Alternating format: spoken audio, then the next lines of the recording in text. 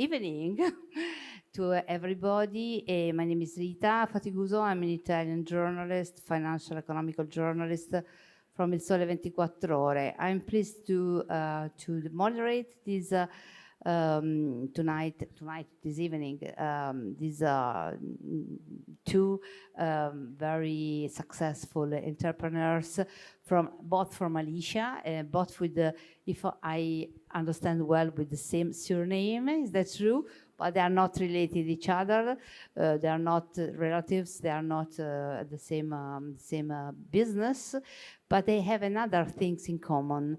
They are both, they found in the internet their successful story, a business story, because thanks to this they could deliver some new they found the new different way to make the same business as in the past. And then we are discussing with them how their business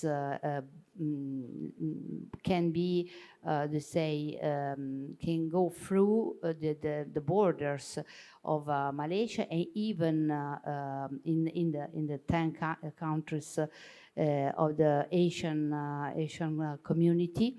In which this morning there was another meeting, and I heard that among 6 of these 10 are really, very dynamic and big, and the other are more little. And but in the area is very, very important. Is a driver for the economy in Southeast Asia, and a good partner of other countries, including China.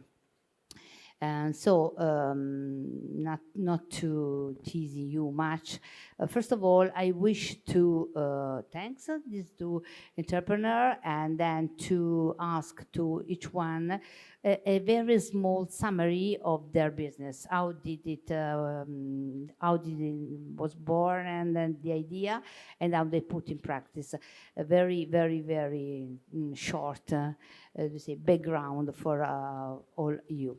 Let's start with Mr. Lee. Thank you. Thanks, Rita. Yeah, my name is Koon, and I'm representing Wellous.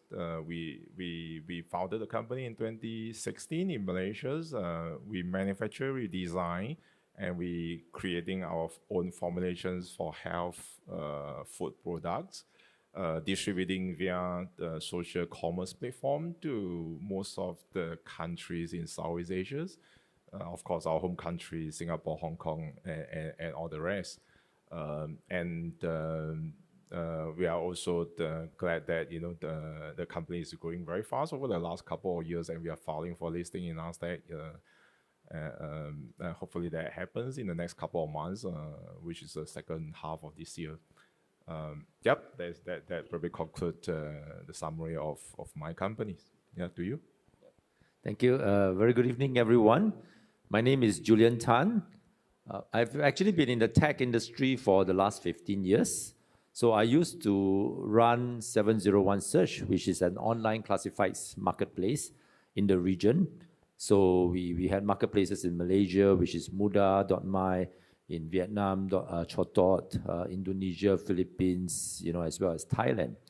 So when I was running that business then, as I traveled around the region, I realized that a lot of the job portals at that point in time were very focused on the white collar.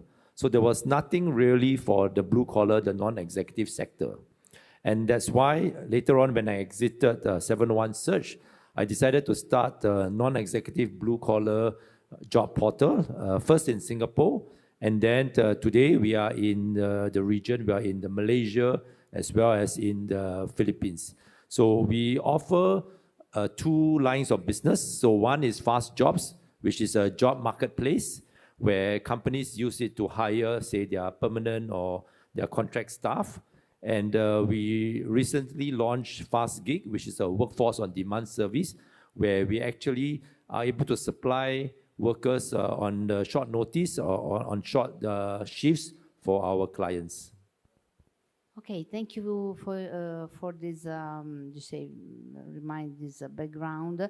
And also, I wish to stress that your business is related with food and also to human resource. This is, to me, something that a very clear signal that your area of the world is increasing. It's, let's say, trying to find a way to a different development. Is that true? Oh yeah, it's so true. I mean, even for the last 7 years when we first started forming the company, still today, we have seen the landscape has changed so much. People are a lot more into preventive healthcare now. You know, especially I think COVID brought a lot of attention and awareness about how important is to build up our own immune system.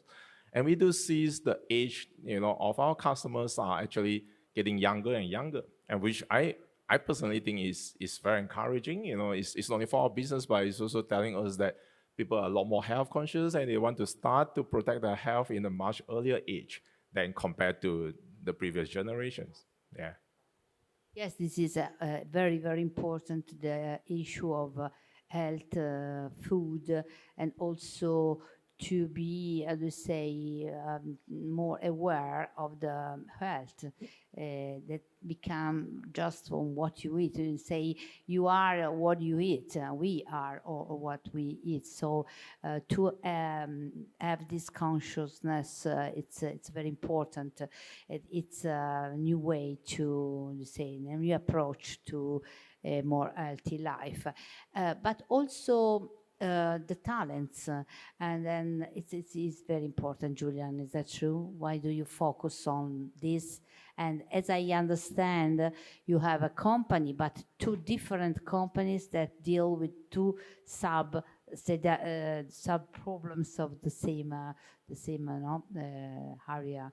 So why?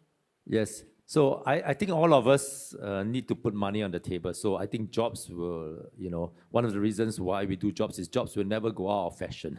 Everyone will always need a job, whether in different stages of your life.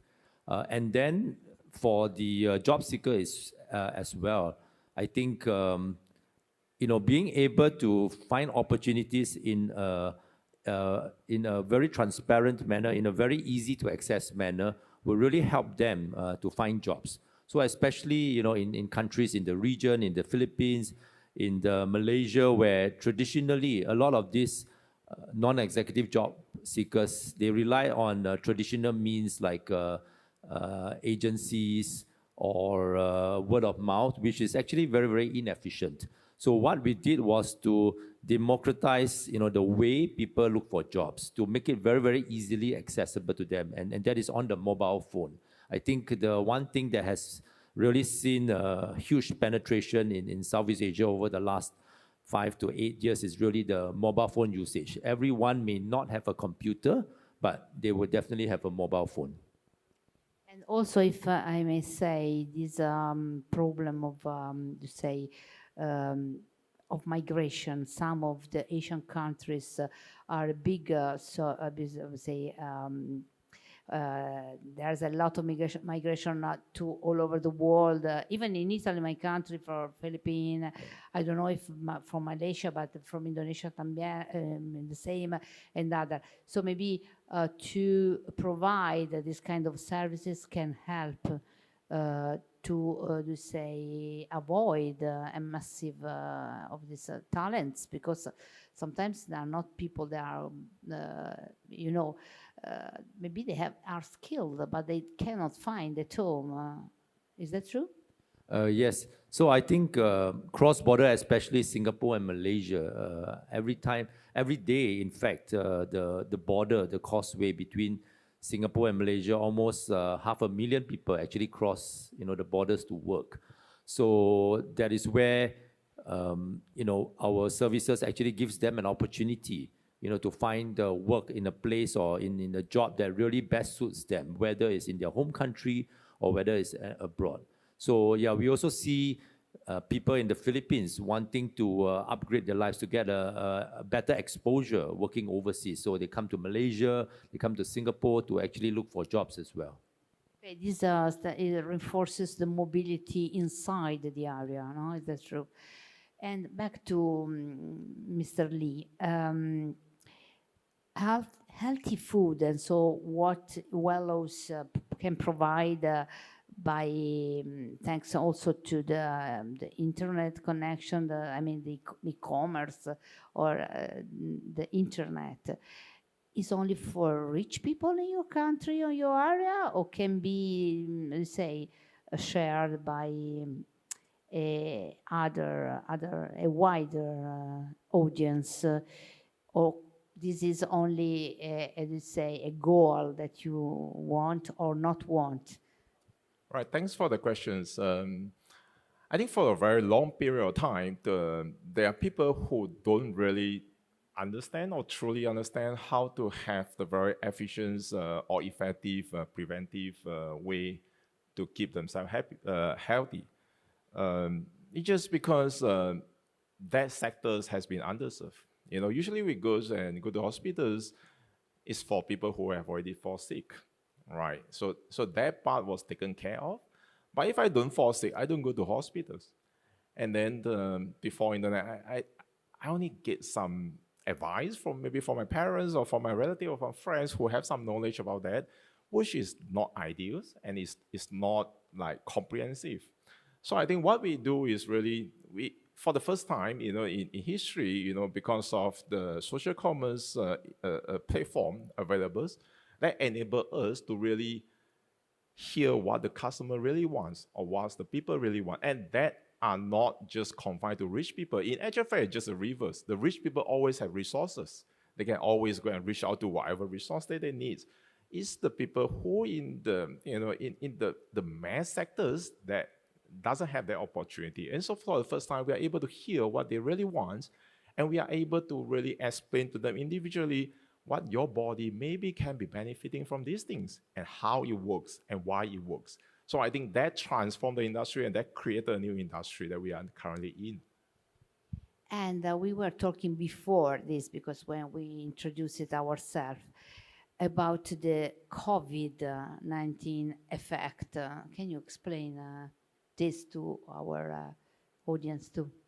I mean, fortunately or unfortunately, the company where I'm in, Wellous, we are benefiting from that event, that unfortunate event. Through COVID, the purchasing behavior of consumer changed immediately and drastically. It pushes everybody to buy online. It pushes everybody to just experience what online purchasing is about, And not only that, and people are getting a lot more health conscious. They are finding ways about how they can protect themselves, how they can protect their family, before whatever disease that even hit on them.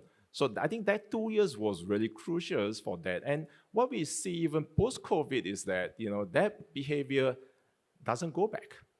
People are just so used to online purchase and they'll continue to do so. And people are so used to protecting their health, they're not going to say that, okay, because that is over, I don't need that. That doesn't happen. So we see that it's a change of behavior, and we do see that the change of behavior is for good, which is a blessing, I think. So it is a money with two sides, and COVID made us more, aware of our health, and also to prevent this kind of disease. And so I think that's something that is not for rich people, but for a wider. I was so surprised that part of my family is from South America, and we couldn't go visit our parents in South America. It's a very small, in Ecuador, is in a very small town of 300 people, just at 3,000 kilometers, so very big mountains.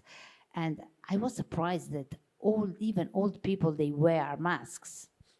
You can imagine, because they have only that to protect themselves.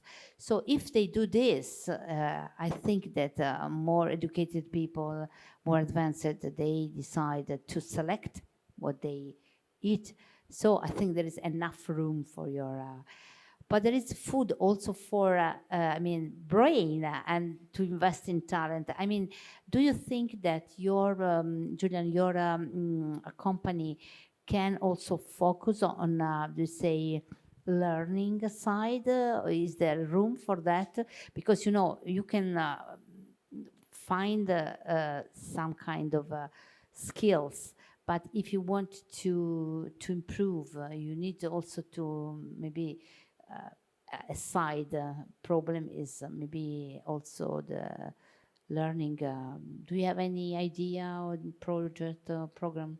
Yeah, actually, good that you brought up that topic. So we believe actually in the whole career development of all our job seekers. So whether you are, a chef, a waiter, a plumber, or even, an administrator. So what happened is that we in FastCo, we actually want to create a whole ecosystem for the whole job life cycle of a person's job, so a person's career.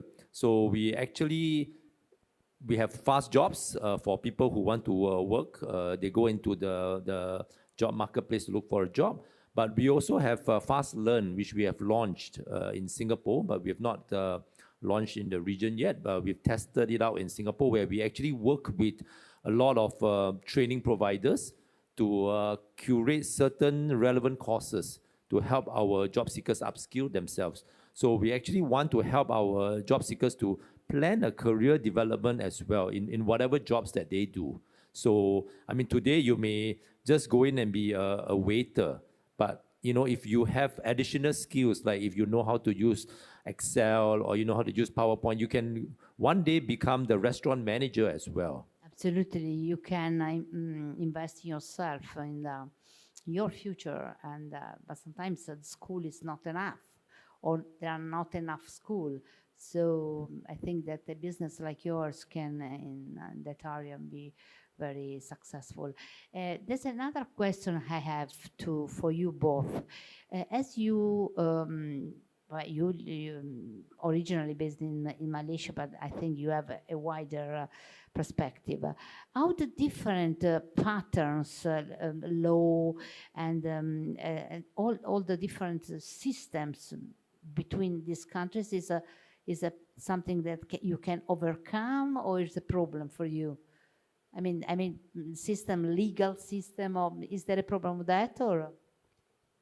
Very interesting. Every time when I explain to friends that I'm from Southeast Asia, and people were saying that it's a very diverse region and it's just so complex and so complicated, which is 100% true. But however, I feel that people had underestimated the similarities in that region, right? So for instance, the youth or the young people living in Kuala Lumpur probably had a lot more similarity than another young people, maybe different race, but living in Bangkok or living in Jakarta, living in Manila, than his peer living in maybe East Coast of Malaysia or the rural area of Thailand, And we are focusing on what is similar, what people want, and then we build value around that. So for instance, irregardless of your background, irregardless of which country, people would want to be healthy. People want to be healthier. People want food that is safe to consume.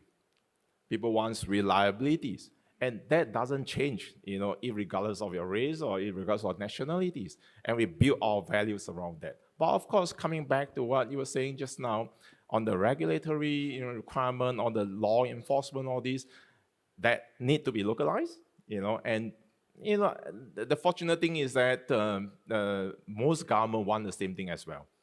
They are enhancing food safety measurement, which we have a very high standard about it. They also enforcing, the marketing materials, to make sure that the effectiveness, then there's no overclaim about your product effectiveness. I think that is quite across the line, that is quite aligned. So we focus on building, the company value around what people really want in the region, and that works very well for us, I must say. And what about the talents? I mean, because I know you are also based in Singapore, no? And I recently, 1 year ago, more, that, for example, Singapore is very crowded and they want to attract talents also from abroad, and then, but the cost of life is very, so there are a lot of problems and also all legislative problems, because there are some protective laws that say, okay, Singaporean first. I don't know if there is Malaysian first, if there are other. So how do you manage this? How can you? Is it a problem or? Yeah, as you mentioned, yes, it's very complex. More so in the talent, the HR industry as well. So I think in many countries in the region, this industry is somewhat protected because, of course, for political reasons, you always need to make sure that your own people get the jobs first. So in Singapore, somehow is also slightly different in the type of jobs that we actually provide. So a lot of I think Singapore is the only country in the region where about more than 50% of the job seekers are actually in the white collars, in the professional space. So this is where I think the government has the focus in its policies to make sure that the local Singaporeans are able to have a fair chance, at a lot of these professional jobs. But on the blue collar side, the non-executive side, that is where there is a labor crunch. So this is where we come in to really help to provide the support. Labor crunch is never, yes. I never heard. I will copy this expression in my articles, labor crunch. Yeah, so that's why when we came out with Fast Gig. I knew financial crunch, but labor crunch is never. Yeah, if you've been to Singapore recently, you walk into a restaurant, you probably won't get as good service as years ago because they can't find workers. So that was when we also during the last couple of years, we decided to come out with Fast Gig, which is a workforce on demand, where we created jobs for a group of people who were not necessarily able to find full-time jobs. So this would be like your stay-home mothers, your retired workers. So for them, they want flexibility. They want to be able to work only at certain hours of the day and not a 9 to 6 job. So I think that's where, we look at the challenge facing each different market and we come up with tailored solutions to suit those markets. Thank you. And just not to mention the elephant in the room, China. Do you think that, do you have any chance to have some business with China, or there is not? And the same for you, Julian. Maybe there are some links that can be with China or your business or not? I think the internet era has really changed the concept of borders very differently. When we plan our business expansion strategy, not that we don't look at countries per se, but we look at across the board where our customers are, where the consumers want, and of course, like you say, China is like the biggest elephant in the room, right? We are a young company, 6-7 years old. We built our strong foothold in Southeast Asia, and we'll continue to do that. That is our home turf.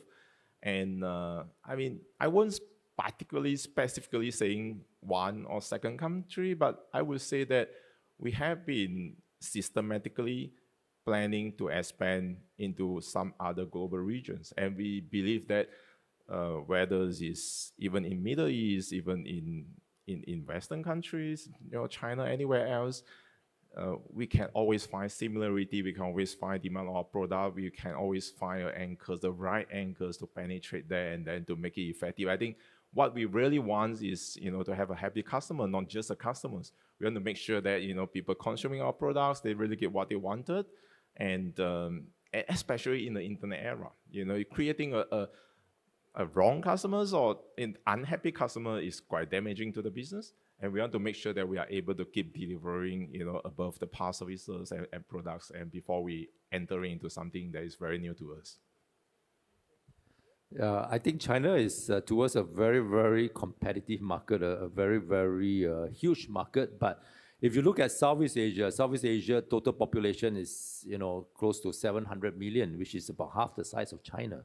So for us, I think this is the market, the region that we want to focus on. I think we feel that we have the advantage of being able to understand the region since we live there and we are already in a couple of countries. So yes, I would say our focus is more on the Southeast Asia region.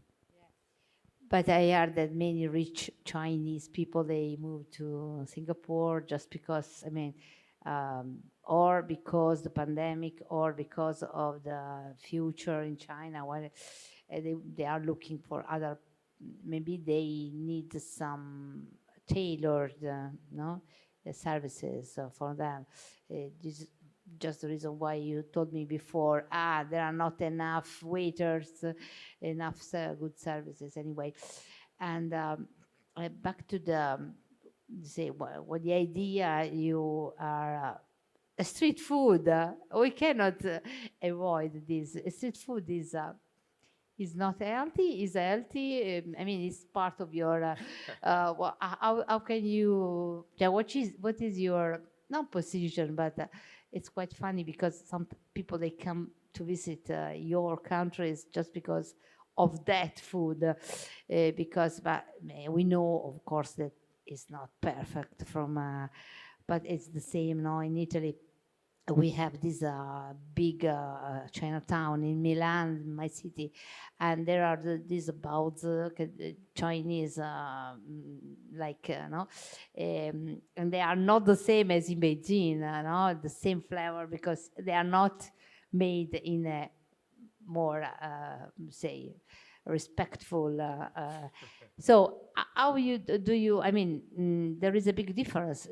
Can these coexist in the same country? And because from abroad, this food street is it's very important to identify a culture, an entire culture. How did you manage these two different? Thank you so much. Thanks for the questions. It actually brought up another very important value in our companies. You see, nowadays, people not only they want to consume something healthy, they want it to be trendy. They want it to look cool. They want it to be tasty. And then, it's very interesting every time when I speak to my R&D team, we are not only bringing the best ingredients to make sure that effectiveness is there, to make sure it's safe to consume, we also need to take care about the flavor. We need to make sure that people are happy consuming the products, because otherwise it's just not sustainable. If it's just not that tasty, I probably wouldn't do it, long term. And we want people to keep consuming something that is healthy and that is tasty and that make them not only their body feel good, they mentally also feel good and it looks cool. I think that part probably doesn't quite exist, in the previous generation, but now that becomes important, So even the packaging, even coloring, we want to make sure that, okay, it's cool. It's not only I take care of my body, and that ad itself, that product itself, that flavoring, everything is just cool. So that is also another thing that we are working on. Thanks for bringing that up, Rita. And another, it's just because I am a foreigner, so I see some things from a different point of view. And also for, the working issue, we are, it's famous now, all these people working with a small motorbike and bicycle. In our idea, Southeast is that kind of job, where people, they don't need to be hired from anybody, a sort of informal market, labor market, with maybe never no labor crunch at all, because if you think about that kind of work. And I think that is there an evolution on that idea that you can do any kind of job without any, it's a kind of culture, is changing something, or company like yours are doing something to do this, just not the informal labor market. Yeah, I think that the gig economy is The gig actually is now improving in yes, the West. so maybe the in the other side of the world. the trend is actually gig economy. So you know, we didn't know that it was gig economy. Anyway. yeah. So yes, I think people, whether they are food delivery or whether a lot of these people, they may actually have something else that they do, whether it's another full-time job or whether they are a student. But in their free time, they are able to do some of this work, and which allows them a lot of flexibility. So I think we see the rise of the gig economy where people really want to be in control.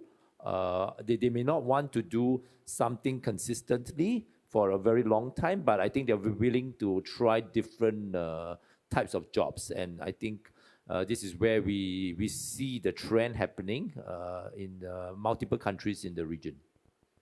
Okay, because we are importing this kind of informal, and also in Europe, they are trying to regulate this kind of work because, of course, there have been many say it was really new, no, that someone could work for certain hours in the same.